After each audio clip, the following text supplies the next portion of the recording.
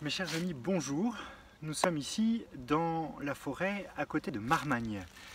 Marmagne qui est un des villages de la paroisse. Et dans ce lieu, nous sommes en pleine forêt. Alors j'ai mon attestation, autorisation, nous sommes autorisés en tant que prêtre à circuler sur l'ensemble de la paroisse, donc pas d'affolement. Je profite de cette sortie pour, avec vous, commencer une série de vidéos qui ont un objectif tout particulier.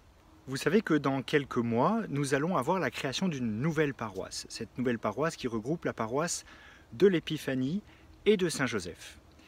Pour créer cette nouvelle paroisse, eh bien, nous allons, pour les vidéos qui viennent, avoir différents temps pour découvrir ou redécouvrir le patrimoine historique et religieux de notre paroisse. On dit souvent que connaître ses racines, c'est connaître d'où l'on vient, pour pouvoir ensemble aller sur une même direction. Nous vous proposons donc de manière très simple de reprendre l'histoire de ces lieux que nous habitons pour comprendre comment aujourd'hui nous pouvons continuer tout ce qui a été transmis de génération en génération. Les lieux que nous habitons sont chargés d'histoire, sont chargés de tout un patrimoine à la fois historique, culturel et religieux, et aujourd'hui, nous allons commencer notre chronologie par les débuts. Vous le voyez juste derrière moi, il y a cette allée qui peut paraître une allée tout à fait banale, une allée qui traverse une forêt. Or, cette allée n'est pas banale. Cette allée est une voie romaine qui a presque 2000 ans. Je marche sur les traces de ceux qui ont emprunté cette voie il y a 2000 ans. Une voie romaine, qu'est-ce que c'est? Une voie romaine, ce sont les axes de communication qui, après la conquête de la Gaule par l'Empire romain, ont permis les moyens de transport, ont permis des échanges économiques, mais ont aussi permis cette transmission du message de l'Évangile. Il est dit dans les premiers siècles de l'Église que les voies romaines ont été l'autoroute de la transmission de l'Évangile.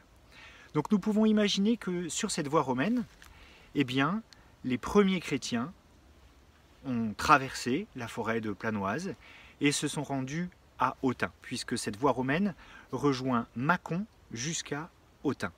Il y avait plusieurs voies romaines dans notre département et celle-ci était un petit raccourci en partant de Mâcon pour aller jusqu'à Autun.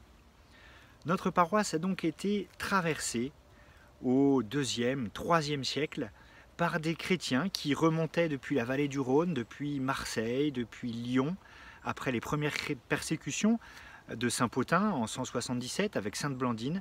Ils ont remonté le long de la Saône et ensuite ils rejoignaient Paris. Et entre Lyon et Paris, c'est bien connu, il y a Autun. Une voie romaine, c'est le vestige de ce qui nous a permis aujourd'hui d'être chrétiens. Cette voie romaine, c'est un petit peu comme le moyen de transmission qu'avaient tous les premiers chrétiens pour dire l'évangile, pour dire cette bonne nouvelle.